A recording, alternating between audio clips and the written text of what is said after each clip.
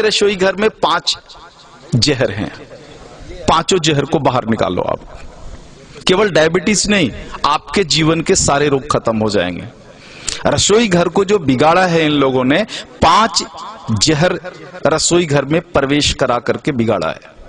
उसमें से उजला आटा यानी गेहूं का आटा, मैदा एक जहर, उजला नमक दूसरा जहर यानी आयोडीन नमक, ये दूसरा जहर है। तो गेहूं छोड़ा तो कहां जाना है? बाजरी, जवारी, मकई, मड़ुआ के पास जाना है, जौ के पास जाना है। उजला नमक अगर छोड़ना है तो कहां जाना है? सेंधा नमक पर जाना है, काला नमक पर जाना है, आपके यहां के सांभर झील के नमक पर जाना है। यह शुद्ध नमक है। तो दूसरा जहर हुआ। तीसरा जो जहर इन्होंने डाला है चीनी। चीनी का पिंड छोड़ो, चीनी बंद कर दो। चीनी की जगह जितनी इच्छा है उतना गुड़ खाओ, भूरा खाओ, खांड खाओ। ये डायबिटीज की अच्छी दवा है। गुड़ डायबिटीज की अच्छी दवाओं में से एक है। हमारे यहां जितने डायबिटीज के मरीजों की चिकित्सा होती है ना, सबको लिख के देता हूं प्रिस्क्रिप्शन पैड पर, प्रतिदिन गुड़ खाओ। हाँ, रसगुल्ला खाने का मन है, जरूर खाओ, गुड़ वाला खाओ। जिलेबी खाने का मन है, जरूर खाओ, गुड़ वाली जिलेबी खाओ। बालूशाही खाने का मन है, गुड़ वाली खा लो। जितना मीठा खाने का मन है खाओ, गुड़ वाली खा लो। तो तीसरा जो जहर है वो आपका चीनी है। हाँ। और जो चौथा जहर है वो है रिफाइन। हाँ, इस रिफाइन को बाहर निकालो। ये तेल नहीं है। आर्थराइटिक्स भी सबसे ज्यादा राजस्थान के लोगों को है।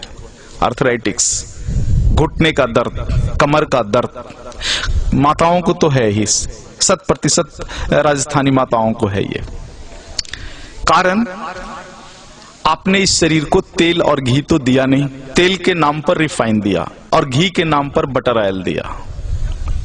कहते हो घी खाते हैं, लेकिन वास्तव में वो बटर ऑयल है, घी नहीं है। आप कहते हो तेल खाते हैं, तेल नहीं खाते, रिफाइन खाते हो आप। रिफाइन अलग है और तेल अलग है, दोनों एक नहीं हो सकता। तो इस रिफाइन को बाहर निकालो और तेल को लेकर के आ जाओ। तेल सरसों का हो सकता है, तिल का हो सकता है, आपके यहाँ अच्छा राई, सरसों, तिल, ये 3 चीजें तो मैं जानता हूं, और शायद कुछ मूंगफली का भी बढ़िया हो सकता है। ये सारी चीजें हैं। 2 विरुद्ध चीजें हैं, एक सूर्यमुखी और सोयाबीन। इनके चक्कर में मत पड़ना, ये दोनों खतरनाक हैं। तो इस तरह से रसोई घर से अगर कुछ चीजों को आप बाहर निकाल दो। 2 मॉडर्न चीजें हैं, एक प्रेशर कुकर, हाँ, जो आपके रसोई घर का प्रेत है, प्रेत को बाहर निकालो। हाँ, पकती नहीं अनाज, फटती है अनाज। दाल फटता है उसमें, पकता नहीं है। नीचे से ताप और ऊपर से प्रेशर, तुअर का दाल फट जाता है, पकता नहीं है। पकेगा तो मिट्टी की हांडी में धीरे धीरे, सने सने, धीमी आंच पर ही पकेगा। तुअर का पौधा जितने दिन तक मिट्टी में खड़ा रहता है, उसी हिसाब से समय लेगा हांडी में पकने के लिए।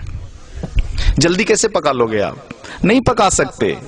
वो मिट्टी में 10 महीने तक खड़ा रहा है तो 10 मिनट तो लेगा ना चूल्हे पर पकने में।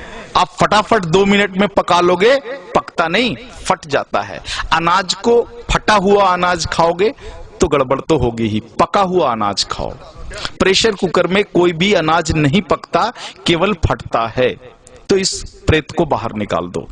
और दूसरा प्रेत तो कम है, जो है फ्रिज, हाँ, इसको बाहर निकाल दो। शरीर को अग्नि चाहिए। फ्रिज की सारी वस्तुएं शरीर के अग्नि को खराब कर देने वाली है। शरीर में अग्नि नहीं होगा तो पचेगा ही नहीं, और पचेगा नहीं तो सड़ेगा, और सड़ेगा तो वायु निकलेगा, और वायु निकलेगा तो पता है वायु क्या क्या करता है? पूरे शरीर में उपद्रव करता है। पैरालिसिस इसी में से आया हुआ है, हार्ट अटैक इसी में से आया हुआ है, ब्रेन हैमरेज इसी में से आया हुआ है। तो ये 2 प्रेत